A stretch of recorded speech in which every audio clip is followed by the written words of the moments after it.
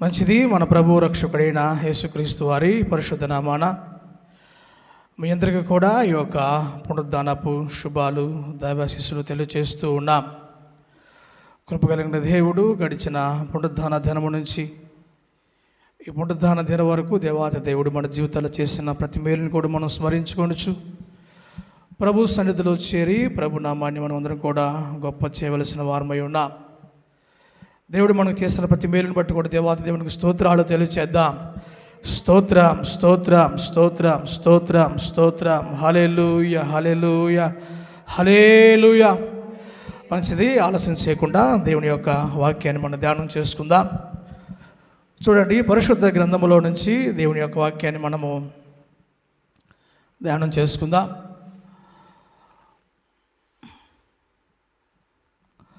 మొదటి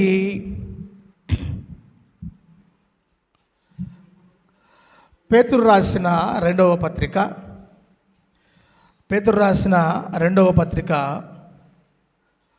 మొదటి అధ్యాయంలో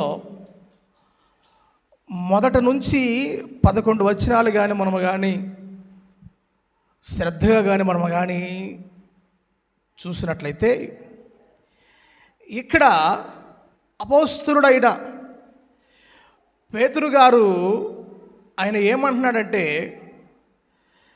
దేవుని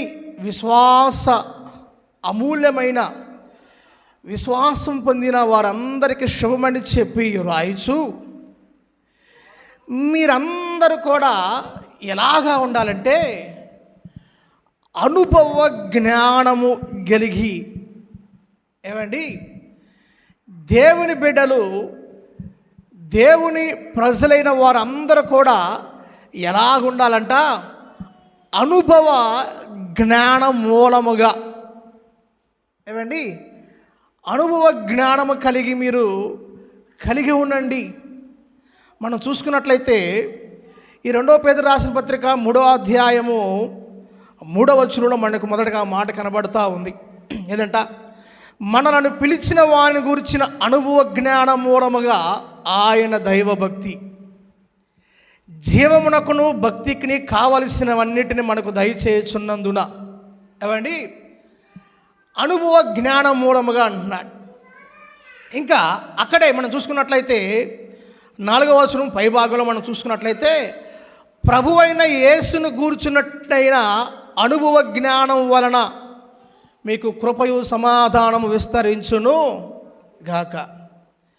ఇంకా ఈ 8వ వచనంలో ఈ 2వ పేతురు రాసిన పత్రిక మొదటి అధ్యాయము 8వ వచనంలో అంటాడు కదా, అనుభవ జ్ఞాన విషయంలో మిమ్మును సోమరులైనను నిష్ఫలులైనను కాకుండా మీరు జాగ్రత్త కలిగి ఉండండి. స్తోత్రం, హల్లెలూయా. గమనించండి, ప్రభునందు ప్రియమైన దేవుని బిడ్డలారా, దైవ జనాంగమా, పౌలు యొక్క ఉద్దేశం ఏమై ఉంది? పౌలు యొక్క తాత్పర్యము సంఘానికి ఆయన రాస్తూ ఏమన్నాడంటే, ఇదిగో మీరు పూర్ణ జాగ్రత్త కలిగిన వారిగా ఉండి క్రీస్తు యేసును గురించిన అనుభవ జ్ఞానాన్ని మీరు కలిగి ఉండాలి. ఏదంట, ప్రతి విశ్వాస కూడా ఏం కలిగి ఉండాలంట, మన ప్రభువైన యేసు క్రీస్తు ప్రభువు వారిని గురించిన అనుభవ జ్ఞానాన్ని మీరు కలిగి ఉండండి అని చెప్పేసి నొక్కి ఒక్కాయించి భక్తుడైన పౌలు గారు మాట్లాడుతూ ఉన్నారు. అయితే చూడండి ప్రియమైన దేవుని బిడ్డలారా, ప్రభు మనకు అనుగ్రహించిన పునరుద్ధాన దినాన అనుభవ జ్ఞానము, తెలుగులోనైతేనేమో అనుభవ జ్ఞానము అని రాయబడింది. కానీ ఇంగ్లీష్ బైబిల్లో ఏముందంటే నాలెడ్జ్ ఆఫ్ గాడ్, ఏమండి, నాలెడ్జ్ ఆఫ్ గాడ్ లేదా the knowledge of the truth అని కొన్ని ఇంగ్లీష్ బైబిల్లో ఈ విధంగా రాయబడి ఉంది. అవును, జ్ఞానం. ఏ జ్ఞానం అంటే ఈ జ్ఞానము దేవుని యొక్క జ్ఞానం, అనుభవ జ్ఞానం. బైబిల్ గ్రంథంలో మనం చూసుకున్నట్లయితే అనేక రకాల జ్ఞానాలు మనకు కనబడతా ఉన్నాయి. ఒక జ్ఞానం కాదు, ఏమండి, రకరకాల జ్ఞానాలు ఉన్నాయి. ఏమండి, దెయ్యముల జ్ఞానం ఉంది, మనం చూస్తున్నట్లయితే 2 సమూయేలు పత్రిక 12వ అధ్యాయం 20వ వచనం మనం చూసుకున్నట్లయితే అక్కడ దావీదు గురించి అతని యొక్క సేవకుడు ఏమని సాక్ష్యం ఇస్తున్నాడంటే, అతడంట దావీదు దేవదూతల వంటి జ్ఞానము కలిగిన వాడని చెప్పేసి యోవాబు సాక్ష్యం ఇస్తూ ఉన్నాడు. ఇంకా మనం చూసుకున్నట్లయితే దేవుడు రాజు అయిన సొలొమోనుకు జ్ఞానాన్ని అనుగ్రహించిన వ్యక్తిగా మనకు కనబడతా ఉన్నాడు. ఇంకా జ్ఞానం ఇంకా చూసుకున్నట్లయితే అనేక రకాల జ్ఞానాలు మనకు కనబడతా ఉంది. మనం ఆరాధించే దేవుడు కూడా భవిష్యత్ జ్ఞానం కలిగిన వాడు. ఏ జ్ఞానం అండి? ఆయన భవిష్యత్ జ్ఞానాన్ని కలిగిన వాడు. అయితే దేవుడు అంటున్నాడు కదా, దేవుని బిడ్డలైన వారందరూ కూడా ఏ జ్ఞానాన్ని కలిగి ఉండాలంట? మనం చదువుకున్నట్లయితే 1 తిమోతి రాసిన పత్రిక 2వ అధ్యాయం 4వ వచనంలో అంటున్నాడు కదా, మనుషులందరూ రక్షణ పొంది సత్యమును గూర్చిన అనుభవ జ్ఞానము గలవారై ఉండవాలని ఇచ్చయించుచున్నాడంట. ఏదంట? మనుషులందరూ కూడా రక్షణ పొందిన వారుగా ఉండి సత్యమును గురించిన అనుభవ జ్ఞానాన్ని కలిగి ఉండవలసిన వారుగా ఉన్నారని చెప్పేసి పౌలు దేవుడిలాగా తెలియజేస్తాడని తిమోతికి రాసిన పత్రికలు కూడా తెలియజేస్తూ ఉన్నాడు. స్తోత్రం, హల్లెలూయా. ఏంటయ్యా ఈ జ్ఞానం వల్ల మనకు వచ్చే ప్రయోజనాలు ఏంటి? ఈ జ్ఞానం వలన మనము మనం పొందుకుంటాం అని మనం కొద్ది నిమిషాలు మనం ధ్యానం చేసుకునే ముందు బైబిల్ గ్రంథంలో ఆయన అంటాడు కదా, మహాజ్ఞాని అయిన యోబు గారు అంటాడు, యోబు గ్రంథము 12వ అధ్యాయము 12వ వచనంలో వృద్ధుల యొద్ద జ్ఞానం ఉన్నది. ఏదంట? వృద్ధుల యొద్ద జ్ఞానం ఉంది. ఇంకా మనుషులు, దేవుడు మనం సృజించిన మనుషులకు కలిగి ఉన్న జ్ఞానం ఏ జ్ఞానం అంటే, యోబు గ్రంథం 35వ అధ్యాయం 11వ వచనంలో ఆయన అంటాడు, భూజంతువుల కంటేను ఎక్కువగా బుద్ధి నేర్పుచు ఆకాశ పక్షుల కంటేను ఎక్కువగా జ్ఞానము కలగచేయచ్చు నన్ను సృష్టించిన దేవుడు ఎక్కడ ఉన్నాడంటే, మనుషులు కలిగిన జ్ఞానం ఎటువంటి జ్ఞానం అంటే, జంతువుల కంటే, ఆకాశ పక్షుల కంటే, భూజంతువుల కంటే కలిగిన ఎక్కువ జ్ఞానం కొంచెం మనము కలిగిన వారముగా మనం ఉన్నాం. స్తోత్రం, హల్లెలూయా. ఇంకా దేవాతి దేవుడు మాట్లాడుతూ ఉంటాడు. యెషయా గ్రంథములు అంటాడు కదా, నా ప్రజలు, యెషయా గ్రంథం 5వ అధ్యాయం 13వ వచనంలో, నా ప్రజలు జ్ఞానము లేకయే చెరపట్టబడి పోవుచున్నారు, వారిలో గనులైన వారు ఉన్నారంట. ఈ లోకంలో గనులైన వారుగా ఎంచబడిన వారు వారు ఏం చేయబడుతున్నారంట? జ్ఞానము లేకుండా వారు చెరపట్టబడి పోచున్నారని చెప్పేసి అంటూ ఉన్నాడు. ఇంకా ప్రవక్త అయిన హోషేయ గ్రంథములు అంటాడు కదా, హోషేయ గ్రంథము 4వ అధ్యాయము 1వ వచనంలో, ఇశ్రాయేలు వారలారా యెహోవా మాట మీరు ఆలకించండి, సత్యమును కనికరమును దేవుని గురించిన జ్ఞానము దేశమందు లేకపోవుట చూచి యెహోవా దేశ నివాసులతో వ్యాజ్యమాడుచున్నాడు. ఏదంట? సత్యము కనికరమును దేవుని గురించిన జ్ఞానము ఎక్కడ లేదంట? దేశములో లేదంట. కాబట్టి దేవుని గురించిన జ్ఞానము లేకపోయేసరికి దేవుడు ఏం చేస్తాడంటే ఏదంట? దేశ నివాసులతో దేవుడు వ్యాజ్యమాడుతున్నాడని చెప్పేసి మనకు హోషేయ గ్రంథము 4వ అధ్యాయం 1వ వచనంలో కనబడుతూ ఉంది. ఇంకా చూసుకున్నట్లయితే అదే హోషేయ గ్రంథము 4వ అధ్యాయం 6వ వచనం అంటాడు కదా, నా జనులు జ్ఞానము లేని వారై నశించుచున్నారు. నేను బలిని కోరను కానీ దహన బలుల కంటే దేవుని గురించిన జ్ఞానము నాకు ఇష్టమై ఉందని చెప్పేసి హోషేయ 6:6లో తెలియచేస్తూ ఉన్నాడు. అయితే ఇన్ని విషయాలన్నీ కూడా నేను ఎందుకు తెలియచేస్తున్నానంటే, ఈ లోక జ్ఞానం అనేది దేవుని దృష్టికి ఎలా ఉందంటే వెర్రితనముగా ఉంది. స్తోత్రం, హల్లెలూయా. ఈ లోక జ్ఞానము దేవుని దృష్టికి ఎలా ఉందంటే వెర్రితనము. 1 కొరింథీయులకు రాసిన పత్రిక 3వ అధ్యాయం 19వ వచనంలో ఆ విషయాన్ని తెలియజేస్తూ ఉన్నాడు.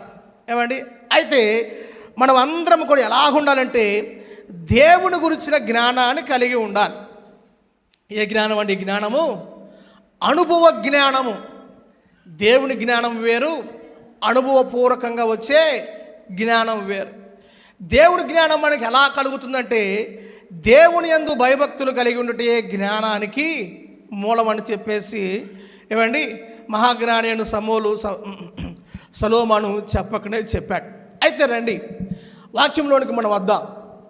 ఇక్కడ ఈ 2 పేతురు రాసిన పత్రిక 1వ అధ్యాయము 1 నుంచి 9 వచనాల్లో మనం కానీ చూసుకున్నట్లయితే, ఇదిగో మనం అందరం కూడా ఎలాగా ఉండాలంటే అనుభవ జ్ఞానాన్ని మనము కలిగి ఉండాలి. ఏ జ్ఞానం అండి? జ్ఞానము అనుభవ జ్ఞానము, ద నాలెడ్జ్ ఆఫ్ గాడ్. అయితే మనం ఆరాధిస్తున్న ప్రభు అయిన యేసుక్రీస్తు ప్రభువు వారు కూడా ఎటువంటి జ్ఞానం కలిగిన వాడుగా ఉన్నాడంటే, యెషయా గ్రంథం 53వ అధ్యాయం 11వ వచనంలో ఆయన అంటాడు కదా, అతడు వేదనను పొంది అతడు తనకు కలిగిన వేదనను చూచి తృప్తి నొందును. నీతిమంతుడైన నా సేవకుడు జనుల దోషములను భరించి తనకున్న అనుభవ జ్ఞానము చేత అనేకులను నిర్దోషుడుగా చేయును. ఏదంట? యేసుక్రీస్తు ప్రభులు వారంట తనకు కలిగి ఉన్న అనుభవ జ్ఞానపూర్వకంగా ఆయన ఏం చేశాడంట? అనేకులను ఆయన నిర్దోషులుగా చేసి ఉన్నాడని ప్రవక్త అయిన యెషయా ఆయన జన్మించడానికి కొన్ని సంవత్సరాలుగా ముందే ప్రభు అయిన యేసుక్రీస్తు ప్రభుల వారి గురించి చక్కని సాక్ష్యాన్ని ఆయన తెలియచేసిన వాడిగా ఉన్నాడు. దేవుని ఉన్నత నామానికి మహిమ కలుగునుగాక. హల్లెలూయా. రండి ఇప్పుడు నేరుగా దేవుని యొక్క వాక్యంలోనికి మనం అందరం కూడా ప్రవేశిద్దాం. ఇక్కడ అనుభవ జ్ఞానము. ఏ జ్ఞానం అండి? జ్ఞానము దేవుని గురించిన అనుభవ జ్ఞానము. ఏంటంట? ఈ దేవుని గురించిన అనుభవ జ్ఞానము లేకపోతే అసలు మనకి ఏం కలిగిద్దంట అని కానీ మనము కానీ కొద్ది నిమిషాలు కానీ దేవుని వాక్యాన్ని పరిశీలనగా మనము కానీ ధ్యానం చేసినప్పుడు, అక్కడ 1 తిమోతి రాసిన పత్రిక 4వ అధ్యాయము 1 తిమోతి రాసిన పత్రిక 4వ అధ్యాయము 3వ వచనంలో మనకు కనబడతా ఉంటుంది. అయితే కడవరి దినములలో కొందరు అబద్ధికుల వేషధారణ వలన మోసపరుచు ఆత్మల యందును దయ్యముల బోధ యందును లక్ష్యముంచి విశ్వాస భ్రష్టులగుదురని ఆత్మ తేటగా చెప్పుచున్నాడు.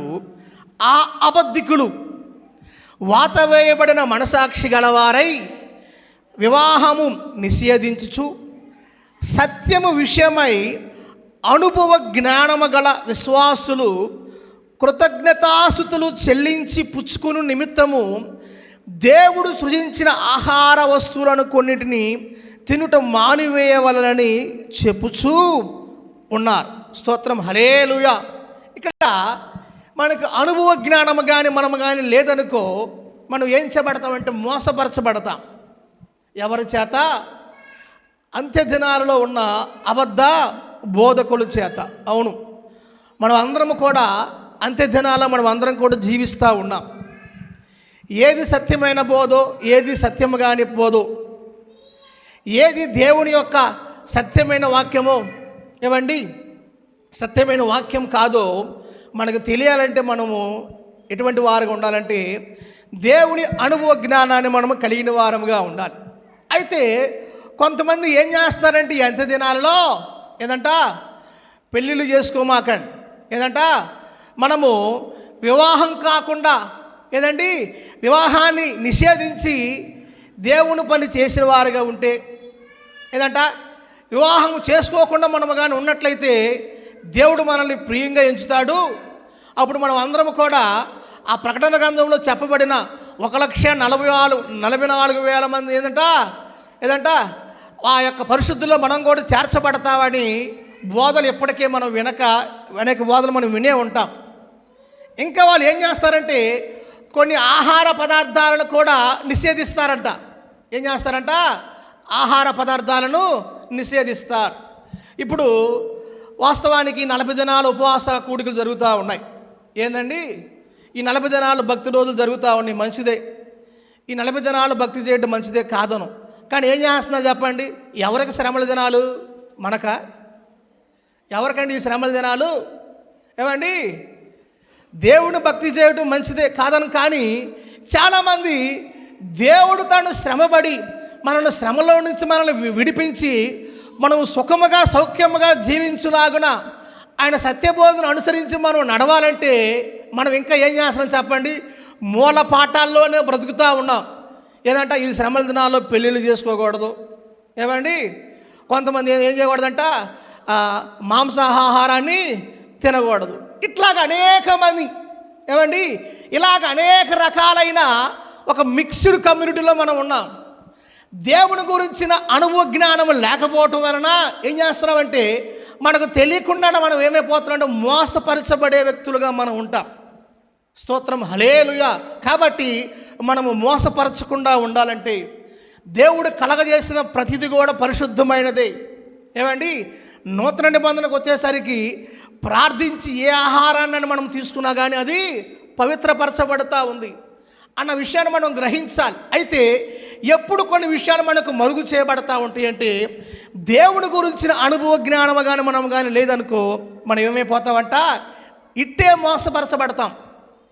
ఇంకా బైబిల్ గ్రంథంలో మనం చూసుకున్నట్లయితే ఇదే పౌలు తిమోతికి రాస్తూ ఇప్పుడు మనం చదువుకున్న పత్రిక మొదటి పత్రిక కదా, రెండో పత్రికలో 3వ అధ్యాయము 7వ వచనంలో ఆయన అంటాడు, సత్య విషయమైన అనుభవ జ్ఞానము ఎప్పుడు పొందలేని అవివేక స్త్రీల యొక్క ఎండ్లలో చొచ్చి వారిని చెరపట్టుకొని పోవువారిలో వీరు చేరిన వారు. అబ్బబ్బబ్బా, ఏదంట ఏం చేస్తారంట, చాలామంది ఈ అంత్య దినాలలో ఏం చేస్తారంట, సత్య జ్ఞానము అనుభవపూర్వకంగా పొందలేని కొందరి యొక్క ఏదంట అవివేకపు స్త్రీలను ఎండలో చొచ్చి వారిని మోసపరుస్తున్నారు, వారిని చెరలోనికి వారిని పట్టుకోపోతున్నారు అని చెప్పేసి 2వ తిమోతి రాసిన పత్రిక 3వ అధ్యాయం 7వ వచనం అంటాడు కదా. ఇదిగో ఏమండి, కాబట్టి మనం ఎలాగుండాలంటే సత్య విషయమైన అనుభవ జ్ఞానం కలిగి ఉండాలి.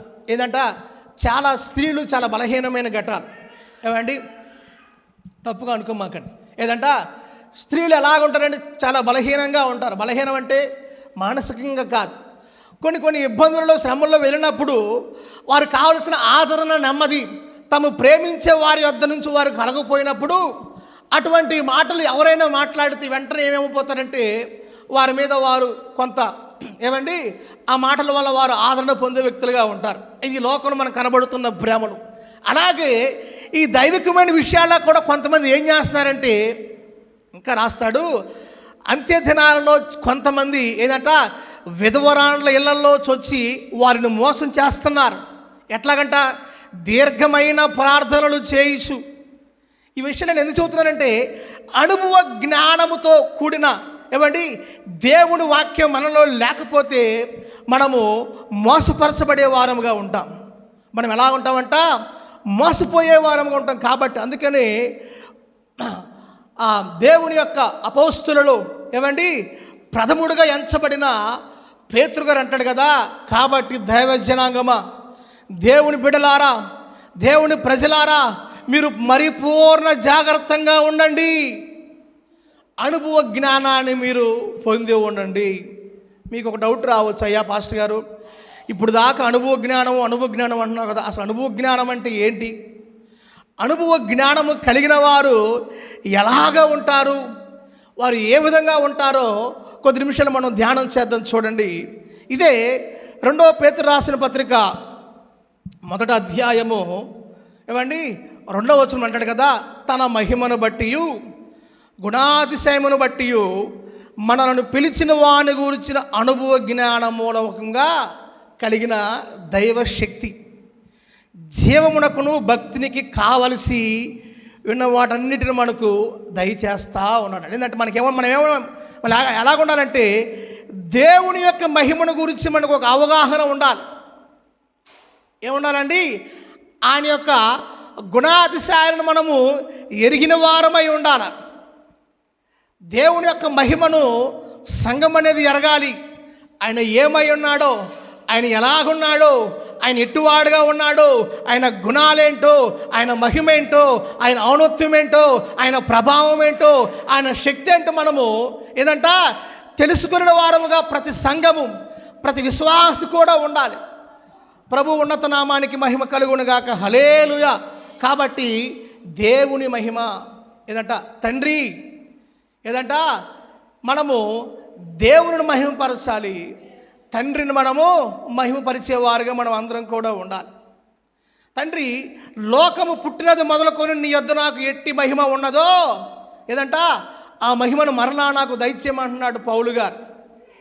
అట్లాగే మనం అందరం కూడా ఎలాగుండాలంటే దేవుని యొక్క గుణాతిశయములను ఎరగటమే, ఆయన మహిమను, ఆయన ఔన్నత్యమును, ఆయన ప్రభావమును, ఆయన శక్తిని, ఆయన సామర్థ్యాన్ని మనము ఏదంట ఎరగటం అంటే రుచి చూసి ఎరగాలి, తెలుసుకోవాలి. ఆయన ఏమై ఉన్నాడో, ఆయన ఇప్పుడు ఏం చేస్తున్నాడు, ఆయన మన కొరకు ఏం చేశాడు, ఇప్పుడు ఆయన మన కొరకు ఏం చేస్తున్నాడు, మరలా మన కొరకు ఆయన ఏం చేయబోతున్నాడు అనే విషయాన్ని సంఘం అనేది ఖచ్చితంగా తెలుసుకోవాలి. అదే దేవుని యొక్క శక్తి, అదే భక్తికి కావలసిన వాటన్నిటి కూడా మనకు అనుగ్రహించేది అనుభవపూర్వకంగా మనకు వచ్చే దేవుని యొక్క జ్ఞానం.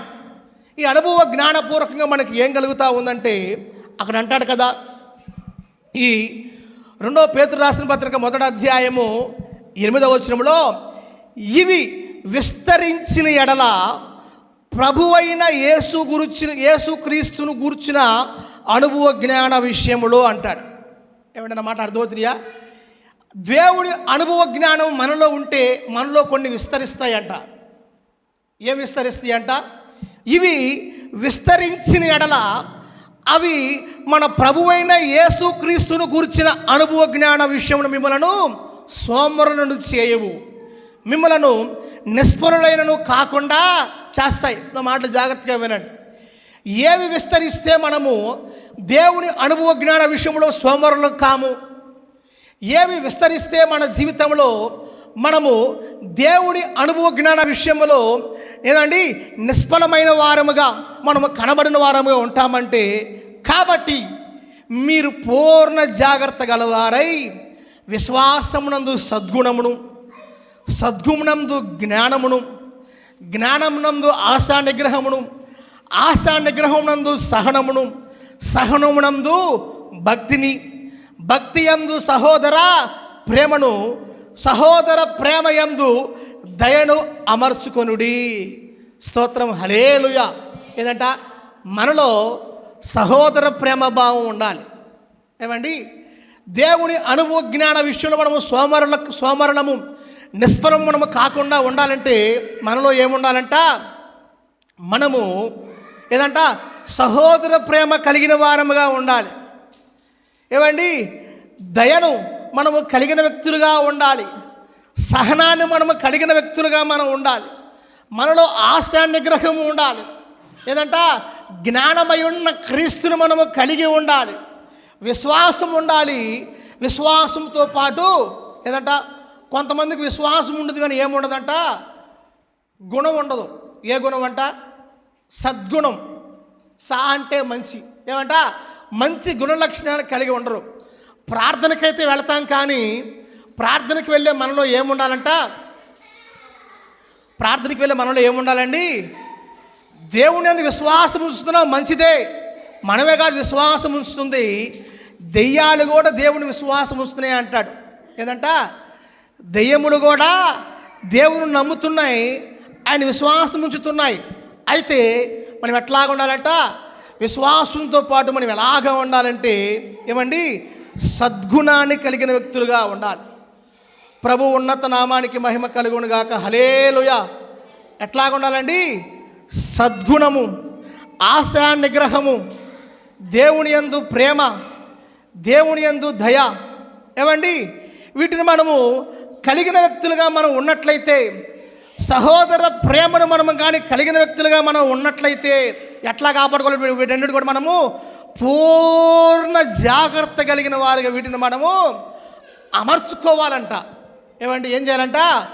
ఒకదాని మీద ఒకటిని మనము అమర్చుకునే వ్యక్తులుగా ఉండాలి. దేవుని అనుభవ జ్ఞానము కలిగిన వ్యక్తులలో కనబడే లక్షణాలు ఏంటంటే, వారిలో విశ్వాస జీవితం ఉంటుంది. వారు విశ్వాసంతో బ్రతుకుతూ ఉంటారు. తమకున్న వాటిని బట్టి కావచ్చు, తమకున్న ఉద్యోగాన్ని బట్టి కావచ్చు, తమకున్న పదవులను బట్టి కావచ్చు, తమకున్న బ్యాంక్ బ్యాలెన్స్ని బట్టి కావచ్చు, తమకున్న పేరు ప్రఖ్యాతిని బట్టి కాకుండా ఏంటంట విశ్వాసం మూలముగా బ్రతకాలి మనము. అంటే ఇవన్నీ కలిగి ఉండొద్దని కాదు, ఏమి ఉన్నా లేకపోయినా కానీ పూర్ణంగా దేవుని యందు మనం ఏం చేయాలంట, విశ్వాసం ఉంచాలి. ఏమండి, విశ్వాసం ఉంచాలి. ఏమండి, విశ్వాసము లేకుండా దేవునికి ఇష్టలేనుట మనము అసాధ్యం. కాబట్టి విశ్వాసమును, సద్గుణమును, ఆశా నిగ్రహమును ఏమన్నారంట, ఆశా నిగ్రహం. ఈ ఆశా నిగ్రహం లేకపోతే ఏమైంది చెప్పండి? ఆశా నిగ్రహం లేకపోతే ఏమైంది? ఏమండి, దావీదు అంటాడు, నా కన్నులు మీదినవు చూచినవి కాదు. అంటే మన కళ్ళు ఎట్లా చూడాలి ఎప్పుడు? ఏమండి, మన కళ్ళు ఎక్కడ చూడడానికి దేవుడు ఇచ్చాడు అసలు ముందు? ఏమండి, దేవుడు కళ్ళు ఎక్కడ పెట్టాడు? మనకి కళ్ళు ఎక్కడ పెట్టాడు చెప్పండి? ముఖానికి ఆడ పెట్టాడు, ముందు పెట్టాడు. మనం ఏ చూపు చూడాలంట? ముందు కనబడుతున్న వాటిని చూడాలి కానీ పైనున్న వాటిని చూడకూడదు. అంటే ఇక్కడ రెండు రకాలుగా కూడా ఏంటంటే, మనము మన కళ్ళు కనబడుతున్నట్టుగా చూడాలి కానీ మీద చూపు చూడకూడదు. ఏ చూపు అంట? పై చూపు. ఈ పై చూపు వల్ల చాలా నష్టాలు ఉన్నాయి. కలిగిన వాటితో తృప్తి లేని వారుగా ఉంటాం. పై చూపు కలిగిన ఏంటంట, పక్కన వాళ్ళు చూసామనుకో మనకి ఏం కలిగిద్ది? ఏం కలిగి చెప్పండి? సహోదర ప్రేమ కలగాలి, దయ కలగాలి, ఏంటంట ఇవి కలగాలి. కానీ ఎప్పుడు పై చూపు కలిగిద్దంటే ఆశా నిగ్రహం లేకపోతే ఏం కలిగిద్దంట? అది వాడు 3 అంతస్తులు వేసాడు, మనం కూడా ఏం చేయాలి చెప్పండి? ఎట్టయినా కానీ 3 అంతస్తులు వేయాల్సిందే. ఏదంట, ఇదిగో వాడు కారు కొన్నాడు, మనం ఏం కొనాలి? కారు కొనాలి. ఇదిగో వాడు 50 ఇంచుల టీవీ కొన్నాడు, మనం కూడా ఏం చేయాలి? టీవీ కొనాలి. ఇట్లాగా చాలామంది మనం ఈ లోకంలో అప్పులు పాలవటానికి, శ్రమల పాలవటానికి, ఏమండి నిందల పాలవడానికి గల కారణం ఏంటంటే ఏదంట, ఆశా నిగ్రహం లేకపోవటం వల్ల. ఒక ఆయన మిద్ది మీద నడుస్తూ ఉన్నాడు. ఎవరైనా? దావీదు. ఆయన ఎక్కడ చూశాడు? దేవుడు ఆయనకి భార్యలను ఇచ్చాడు. అక్కడ అంటాడు కదా, దావీదా నేను నీకు అడిగితే ఇంకా అనేక మంది నీకు, అప్పుడు ఆ రోజుల్లో బహుభార్యత్వం ఉందలేండి, ఏంటంట నీకు అడిగితే నీకు అనేక మంది భార్యలను ఇచ్చేవాడిని కదా, నీవెందుకు పొరుగువాని దాన్ని నీవెందుకు ఆశించి, నీవెందుకు నీ శాపాన్ని నువ్వు తెచ్చుకున్నావు అని దేవుడు దావీదుతో మాట్లాడుతూ. అంటే మన పొరుగువానిది ఏది కూడా మనం ఏం చేయకూడదంట, ఆశిస్తే ఏమైద్ది? ఇప్పుడు బాగానే ఉంటుంది, అది తరతరాలకి ఎట్లా ఉంటుందంట, శాపానికి కారణమైంది. ఏదంట, దావీదు ఎంత నష్టపోయాడు చెప్పండి, తను చేసిన ఆశా నిగ్రహం లేకుండా. ఏదంట, తనలో ప్రేరేపిస్తున్న ఆత్మను మనం ఏం చేయాలంట, మన ఆత్మను మనం అణచాలి. ఈ శరీరం యొక్క కోరికలను మనం అణచాలి. ఈ శరీరం యొక్క స్వభావాన్ని ఏదంటే మనం ఏంటంటే మనము నిగ్రహ శక్తిని మనము కలిగి ఉండాలి. అందుకని అంటాడు, దేవుడు మనకు ఇంద్రియ నిగ్రహ గల శక్తిని ఇచ్చాడు. కానీ ఏంటంట, దేవుడు మనకి ఏమి ఇచ్చాడంట, మన ఇంద్రియాల మీద, మన జ్ఞానేంద్రియాల మీద, కామ క్రోధ మద మత్సరాలు కలిగిన ఈ జ్ఞానేంద్రియాల మీద ఏంటంటే మనకు దేవుడు వాటిని జయించడానికి దేవుడు మనకు జయాన్ని ఇచ్చాడు. కానీ మనం వాటిలో మనం పడిపోకూడదు. మహాజ్ఞాని అయిన ఏమండి సొలొమోను మహాజ్ఞానిగా ఎంచబడ్డాడు. అని అంటాడు కదా, నా కన్నులు ఏది చూడాలని ఆశిస్తే అవి చూచినాయి, ఏమి చేయాలని ఆశిస్తే అది చేశాను. చివరికి ఏమైపోయాడండి, ఏంటంట భార్యల చేత తన మనసును ఏమండి చెరపబడిన వాడుగా ఏమండి కనబడుతూ ఉన్నాడు మనకు బైబిల్. కాబట్టి మనము అనుభవ జ్ఞాన విషయంలో మనం ఎలాగా ఉండాలంటే, ప్రభునందు ప్రియమైన దేవుని బిడ్డలారా, దైవ జనాంగమా, మనం అందరము కూడా ఎట్లయిందంట, అనుభవ జ్ఞాన విషయంలో మనము సోమరులు కాకుండా, నిష్ఫలములు కాకుండా, వీటన్నిటిని ఒకదాని మీద ఒకటి మనం ఏంటంట అమర్చుకోవాలి. ప్రభు నామానికి మహిమ కలుగునుగాక. హల్లెలూయా, హల్లెలూయా. ఇంకా చూడండి, ఇంకా మనం చూసుకున్నట్లయితే పిలుపు రాసిన పత్రిక 1వ అధ్యాయం 9వ వచనం అంటాడు కదా, మీరు శ్రేష్టమైన కార్యములను వివేచింపగలవారటకు మీ ప్రేమ తెలివితోను సకల విధములైన అనుభవ జ్ఞానముతో కూడినదై, ఏదంట కూడినదై అంతకంతకు అభివృద్ధి పొందవలనని, ఇందువలన దేవునికి మహిమ ఇందువలన దేవునికి స్తోత్రం హల్లెలూయా. ఏంటంటే అనుభవ జ్ఞాన విషయంలో మనము వివేచిస్తామంట. ఏదంట ఏ జ్ఞానం కలిగినప్పుడు, దేవుని యొక్క అనుభవ జ్ఞానం మనం కలిగినప్పుడు మనము వివేచించే శక్తిని మనము కలిగి ఉంటాం. ఏ శక్తి అంట? వివేచన శక్తి కలిగి ఉంటాము. అప్పుడు మనం ఏం చేస్తామంటే ప్రేమలో ఏముంటుందంట? తెలివితో కూడిన ప్రేమ. ఏమండి, మీ ప్రేమ తెలివితోనూ సకల విధములైన జ్ఞానంతో మీరు అభివృద్ధి చెందితేనంట దానిని బట్టి దేవుడు ఆనందించే వ్యక్తిగా ఉంటాడంట. స్తోత్రం హల్లెలూయా. దానిని బట్టి దేవునికి మహిమ కలుగుతూ ఉంటుంది. కాబట్టి మొదటగా అసలు అనుభవ జ్ఞానము కలిగిన వ్యక్తులలో ఏం కనబడుతుందంటే విశ్వాసం ఉంటుంది, ఏమండి, సద్గుణం ఉంటుంది, ఆశా నిగ్రహం ఉంటుంది, సహనం ఉంటుంది, దేవుని యందు భయముతో కూడిన భక్తి ఉంటుంది, సహోదర ప్రేమ ఉంటుంది. ఈ ప్రేమ తెలివితో కూడి ఉంటుంది. ఇంకా ఎలా ఉంటుందంటే ఏదంట ఆశా నిగ్రహం ఉంటుంది. ఇవి విస్తరించే వ్యక్తులుగా మనం ఉంటాం. ఇంకా అనుభవ జ్ఞానం కలిగిన వ్యక్తుల్లో కనబడే లక్షణాలు మనం చూడండి. తీతుకు రాసిన పత్రిక 1వ అధ్యాయము 2వ వచనంలో నిత్య జీవమును గురించిన నిరీక్షణతో కూడిన భక్తికి ఆధారమగు సత్య విషయమైన అనుభవ జ్ఞాన నిమిత్తము. ఏదండి? నిత్య జీవమును గురించిన నిరీక్షణ. ఈ నిత్య జీవమును గురించిన నిరీక్షణతో కూడిన భక్తి అనేది ఏదంట సత్య విషయమైన అనుభవ జ్ఞానాన్ని కలిగి ఉంటుంది. అంటే మనకి ఏముండాలంటే నిత్య జీవమును గురించిన నిరీక్షణ ఎల్లప్పుడూ ఉండాలి. అంటే దాని అర్థం ఏంటంట? నిత్య జీవం, యేసుక్రీస్తు ప్రభువు వారిని ఎరుగుటయే నిత్య జీవం. మనలో ఏముండాలంటే నిత్య జీవమును గురించిన నిరీక్షణ ఉండాలి. ఈ లోకంలో మన జీవితం ఎలాగున్నా, ఏమండి, దేవుని నమ్మునందున అనేక ఇబ్బందులు వచ్చినా, అనేక శ్రమలు వచ్చినా, అనేక నిందలు వచ్చినా, అనేక మాటలు వచ్చినా, ఏమండి, మనకున్నవన్నీ కోల్పోతూ ఉన్నాం.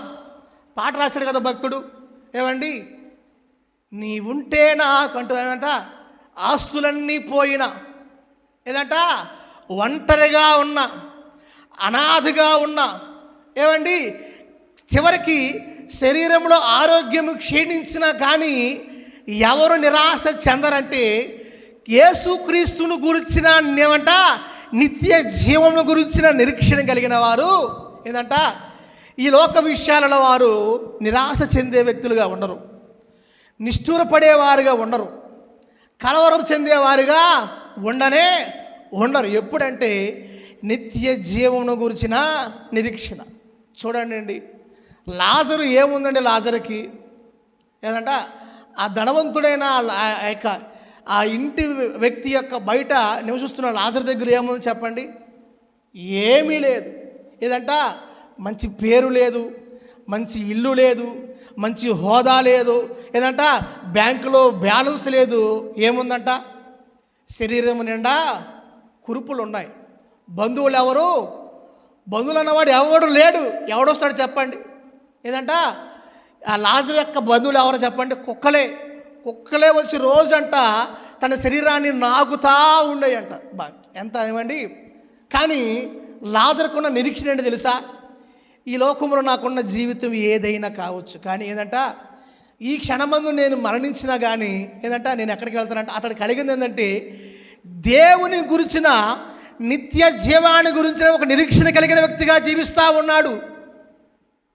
మార్త అంటది కదా, అయ్యా నా తమ్ముడు మరణించాడు, నువ్వు ఇక్కడ ఉంటే నా తమ్ముడు బ్రతికేవాడే, కానీ నేను మరలా నా తమ్ముడు నేను చూస్తా. ఎప్పుడు? ఇదిగో నీవు నీ రాజ్యంతో వచ్చినప్పుడు నిత్య జీవంలో నేను మరలా నా తమ్ముడిని చూస్తానని ఏదంట మరియా మార్త విశ్వాస పొడుగు పలిగింది యేసు ప్రభు దగ్గర. ఏమండి, మనము కూడా ఎలాగుండాలంటే ఈ లోకంలో ఏమున్నా లేకపోయినా ఏదంట దేవుని కలిగి ఉంటే చాలు, దేవుని యందు భక్తి కలిగి ఉంటే చాలు. నిత్య జీవాన్ని గురించిన నిరీక్షణ మనం కలిగి ఉండటమే అనుభవ జ్ఞానము. ఎందుకంటే నేను ఆరాధించే దేవుడు నాకు తోడే ఉన్నాడు, ఆయన నాకు శక్తినిస్తాడు, ఆయన నాకు కృపనిస్తాడు, నన్ను లేవనెత్తుతాడు, ఆయన నన్ను నా సంతానాన్ని విడిచిపెట్టడు, ఆయన మాట చెప్పడానికి ఆయన మనిషి కాదు. అన్న నిరీక్షణ మనం కలిగి ఉండాలి. ఎందుకంటే మనం గొప్ప దేవుని మనం ఆరాధిస్తున్నాం, సర్వశక్తిమంతుడు మనం కలిగి ఉన్నాం. ఆ నిరీక్షణతో కూడిన బ్రతుకులు మనం బ్రతికే వారంగా మనం అందరం కూడా ఉండాలి. అదే ప్రభువుని గురించి మనం కలిగి ఉండవలసిన అనుభవ జ్ఞానముతో కూడిన నిరీక్షణ.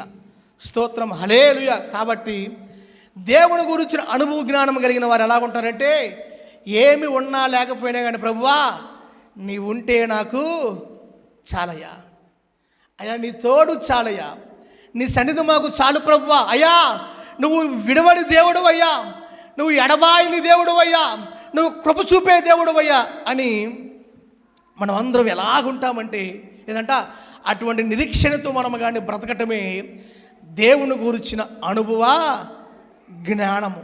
ప్రభు ఉన్నత నామానికి మహిమ కలుగునుగాక. హల్లెలూయా, హల్లెలూయా.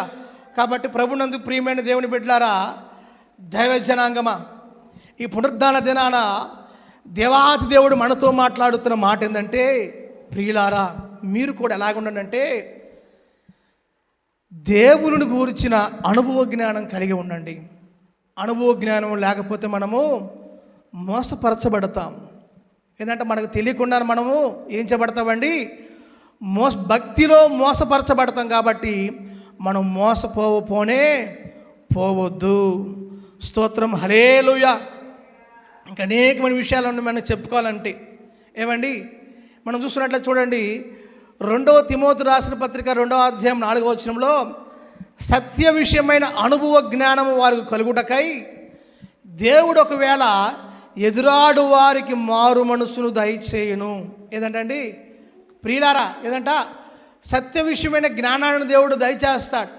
అయితే మనం ఎట్లా ఉండకూడదంటే, మనము అంటాడు కదా, నీ యవనెచ్చల నుంచి నువ్వు దూరంగా పారిపో, పవిత్ర హృదయాన్ని నువ్వు కలిగి ఉండు, నీతిని విశ్వాసమును ప్రేమను సమాధానమును వెంటాడు. అవి దొరకవు, కైనా ఏంటంటే వాటిని నువ్వు వెంటాడి వాటిని గట్టిగా పట్టుకో. ఏదంట నీతి, ప్రేమ, సత్యము, సమాధానాన్ని నువ్వు వెంటాడు. ఇంకా ఏమంటాడంటే, నేర్పులేని మూడుల యొక్క వితర్కములను జగడమును పుట్టించిన ఎరిగేట్టు వాటిని విసర్జించు. ఏదంట నేర్పు. ఏదంటే అనుభవ జ్ఞాన విషయంలో నేర్పగలిగిన వారు ఎలాగుంటారంటే, మూర్ఖుల యొక్క మాటలలో తమ మాటలు కలపరు. ఏమండి, జగడాల జోనికి పోరు. తమ హృదయాన్ని భద్రముగా జాగ్రత్తగా కాపాడుకునే వ్యక్తులుగా ఉంటారు. ఏదంట ఇంకా మనం చూసుకున్నట్లయితే అక్కడ అంటాడు కదా, నిన్ను నీవే దేవునికి కనపరుచుకో. నువ్వు పవిత్రంగా ఉన్నావో పవిత్రంగా లేవో. కాబట్టి కొంతమంది ఏం చేస్తారంటే, సత్యము విషయమై మనల్ని చెరిపే వ్యక్తులుగా ఉంటారు. ఈ లోకంలో చాలా బోధలు ఉన్నాయి. పునరుద్ధానం లేదని, ఏదంట యేసుప్రభు ఉన్నప్పుడే చాలా బోధలు ఉన్నాయి. సద్దుకాలు ఏంటంటే వారు మృతుల పునరుద్ధానాన్ని నమ్మరు. ఇట్లాగా ఈ లోకంలో కూడా చాలా బోధలు ఉన్నాయి. ఏదంట ఆరాధించే విషయంలో కావచ్చు, బెనహం గారి బోధలు కావచ్చు, యెహోవా సాక్షుల బోధలు కావచ్చు. ఈ విషయాలన్నీ కూడా మనం ఎలా ఉండాలంటే అనుభవ జ్ఞానం కలిగిన వారముగా ఉండాలి. కాబట్టి అటువంటి వారితో నీవు ఏదంట వివాదాలు, డిబేట్స్ మనకు అవసరంలా. ఏదంట దేవుని వాక్యం మనం ఏదైతే సత్యమని నమ్మామో ఆ సత్యాన్ని మనము కలిగి ఉంటే చాలు, జగడాల జోలికి నువ్వు పోవద్దు. కాబట్టి ఇలాగ నీవు అనుభవ జ్ఞానాన్ని నీవు పొంది ఉండు, నీవు కలిగి ఉండని చెప్పేసి దేవాతి దేవుడు మనకు తెలియచేస్తూ ఉన్నాడు. కాబట్టి ప్రభునందు ప్రియమైన దేవుని బిడ్డలారా, మనము దేవుని అనుభవ జ్ఞానాన్ని కలిగి ఉందాం. అయితే ఇక్కడ ఒక విషయం ఉందండు. అక్కడ అంటాడు కదా, ఏమండి, హెబ్రీయులకు రాసిన పత్రిక 10వ అధ్యాయము 26వ వచనంలో మనము సత్యమును గురించిన అనుభవ జ్ఞానం పొందిన తరువాత బుద్ధిపూర్వకంగా పాపం చేస్తే ఇక ఆ పాపానికి ఏముండదంట, బలి ఉండ. అంటే ఒకసారి అనుభవ జ్ఞానాన్ని మనం రుచి చూసి ఎరిగిన తర్వాత మనం ఏం చేయమంట, బుద్ధిపూర్వకంగా పాపం చేయము. ఏదంట కొంతమంది బుద్ధిపూర్వకంగా పాపం చేస్తారు, తెలిసి అన్నీ తెలిసి. ఏదంట అది చేసేది తప్పుడు పని అని తెలుసు, అది మంచి పని కాదని తెలుసు, తాము చేస్తున్నది చెడ్డ పని అని, చెడ్డ క్రియ అని కూడా తెలుసు. అయినా వారు ఏం చేస్తారంట, బుద్ధిపూర్వకంగా పాపం చేస్తానంట, అనుభవ జ్ఞానం పొందిన తర్వాత ఇక ఆ పాపాలకు ఏముండదంట, బలి అనేది అంటే ప్రాయచిత్తం అనేది ఉండదు. కాబట్టి ప్రభునందు ప్రియమైన దేవుని బిడ్డల మనం అందరం కూడా పూర్ణ జాగ్రత్త కలిగిన వారిగా జీవిద్దాం. ఎందుకంటే మనము అంత్య దినాల మనం జీవిస్తూ ఉన్నాం. దేవుని యొక్క రాకడి యొక్క అంత్య దినాల మనం అందరం కూడా బ్రతుకుతూ ఉన్నాం. కాబట్టి క్రీస్తుని గురించిన జ్ఞానాన్ని కలిగి ఉందాం. ఏంటంట, ఏది సత్యమైనవో, ఏవి రమ్యమైనవో, ఏవి మాన్యమైనవో, ఏవి యోగ్యత కలిగినవో వాటిని ఎంచి ఏదంట వాటిని కలిగి ఉందాం. మన ప్రభువైన యేసుక్రీస్తు ఏంటంట మనకందరికీ తన అనుభవ జ్ఞాన విషయంలో శక్తిని, జ్ఞానమును, ప్రభావంతో మనల్ని నింపి దేవుడు మనల్ని అందరిని ఆశీర్వదించును గాక. ఆమేన్. హల్లెలూయా. తల వంచండి, ప్రార్థన చేసుకుందాం.